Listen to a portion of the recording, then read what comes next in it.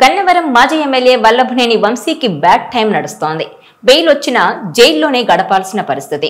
Present ఆయన్ను PT వారెంట్లు వెంటాడుతున్నాయి. ఒక కేసులో బెయిల్ మంజూరవుతుందనేసరికి మరో కొత్త కేసు చుట్టుకుంటోంది. బెయిల్ వస్తుందని ఆశలు రేకెత్తే సమయానికి పోలీసులు పీటీ వారెంట్లను పైకి తీసుకొస్తున్నారు.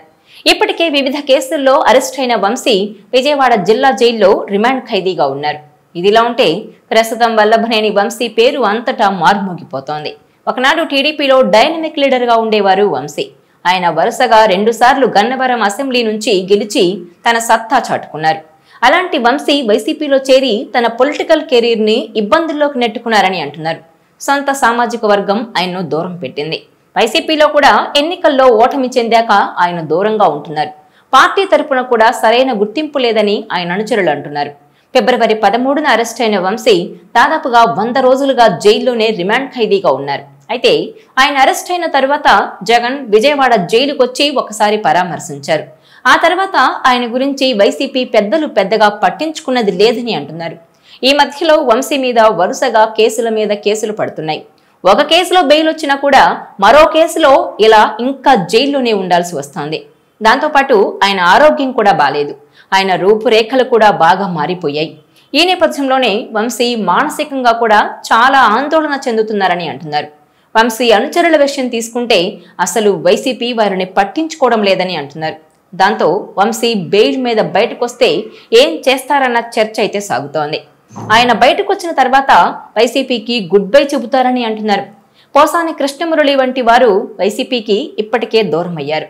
ఇప్పుడు వంశీ కూడా అలాగే చేస్తారని అంటున్నారు. మరి ఆయన అంతటితో సరిపెడతారా, లేదంటే వైసీపీ అధినాయకత్వం మీద విమర్శలేమైనా చేసి మరీ షాకులు ఇస్తారా అన్న చర్చ అయితే సాగుతోంది. ఇక గన్నవరంలో చూసుకుంటే వంశీ ప్లేస్ లో వైసీపీ ఇన్ఛార్జిగా వేరే వారికి అవకాశం ఇవ్వాలని ఆ పార్టీ చూస్తోందంటూ వార్తలు వస్తున్నాయి. పార్టీలో మొదటి నుంచి ఉన్న సీనియర్ నేత దుట్టా రామచంద్రరావు కుమార్తె దుట్టా సీతకు ఇన్ఛార్జి బాధ్యతలు అప్పగిస్తారని అంటున్నారు. దీంతో వంశీ అనుచరులు ఆవేదన వ్యక్తం చేస్తున్నారట. తమ నేత కేసులతో జైల్లో ఉంటే పట్టించుకోవడం లేదని గుర్రుగా ఉన్నారట. ఈ నేపథ్యంలో మరి వంశీ వైసీపీకి దూరం అవుతారని జరుగుతున్న ప్రచారంలో నిజమెంత అన్నది ఆయన బెయిల్ పై బయటకొచ్చిన తర్వాతనే తెలుస్తుందని అంటున్నారు. మరోవైపు చూస్తే వంశీ 2024 ఎన్నికల సమయంలోనే చెప్పేశారని, తాను ఓడిపోతే రాజకీయాల నుంచి దూరం అవుతానని, మళ్లీ పోటీ చేయనని ఆయన చెప్పారని అంటున్నారు కొంతమంది. సో వంశీ ఇక పాలిటిక్స్ కి పూర్తిగా దూరం అవుతారా, లేదంటే కొంతకాలం ఆగి మళ్లీ రీఎంట్రీ ఇస్తారా అన్నది చర్చగా ఉంది.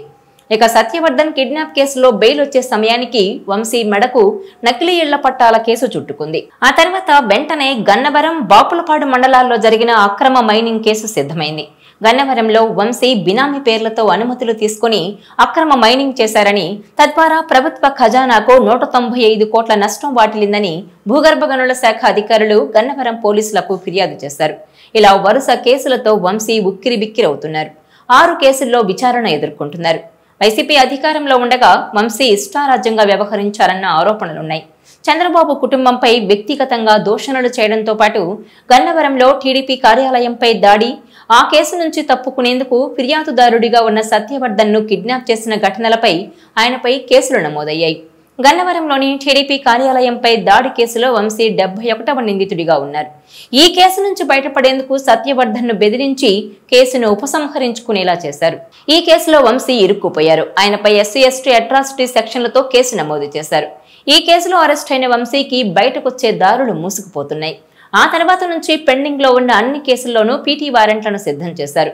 గన్నవరంలో హైకోర్టు న్యాయవాది స్థలాన్ని కబ్జా చేసిన కేసులో కొద్ది రోజుల క్రితమే బెయిల్ మంజూరైంది. తర్వాత టీడీపీ కార్యాలయంపై దాడి కేసు, సత్యవర్ధన్ కిడ్నాప్ కేసుల్లో బెయిల్ వచ్చింది. ఒక్కో కేసులో బెయిల్ వస్తున్నా బయటకొచ్చే అవకాశం అయితే కనిపించడం లేదు. వంశీపై ఎప్పటి నుంచో పెండింగ్ లో ఉన్న కేసులన్నీ ఇప్పుడు పైకొస్తున్నాయి. బాపులపాడు మండలంలో నకిలీ పట్టాలతో ప్రజలను మోసం చేశారంటూ నమోదైన కేసులో ఆయన రిమాండ్ ఖైదీ అయ్యారు. ఈ కేసులో ఆయన నూజివీడు కోర్టులో బెయిల్ పిటిషన్ దాఖలు చేశారు. ఇప్పుడు అక్రమ మైనింగ్ కు సంబంధించిన కేసులో పీటీ వారెంట్ ను గన్నవరం పోలీసులు సిద్ధం చేస్తున్నారు. ఈ పీటీ వారెంట్ ను గన్నవరం కోర్టులో దాఖలు చేస్తారా, విజయవాడ ఏసీబీ కోర్టులో దాఖలు చేస్తారా అన్న విషయంలో సందిగ్ధత కొనసాగుతోంది. అక్రమ మైనింగ్ పై ఇప్పటికే విజిలెన్స్ అధికారులు నివేదికను రూపొందించారు. ప్రభుత్వ ఖజానాకు నష్టం వాటిల్లిన కేసు కాబట్టి ఏసీబీ కోర్టులో పిటిషన్ దాఖలు చేసే అవకాశాలు కనిపిస్తున్నాయి. ఈ వారంలోనే పీటీ వారెంట్ దాఖలయ్యే సూచనలున్నాయి. ఇదిలా ఉంటే నకిలీ పట్టాల పంపిణీ కేసులో వంశీ దాఖలు చేసిన ముందస్తు బెయిల్ పిటిషన్పై నూజివీడు కోర్టు విచారణ జరిపింది.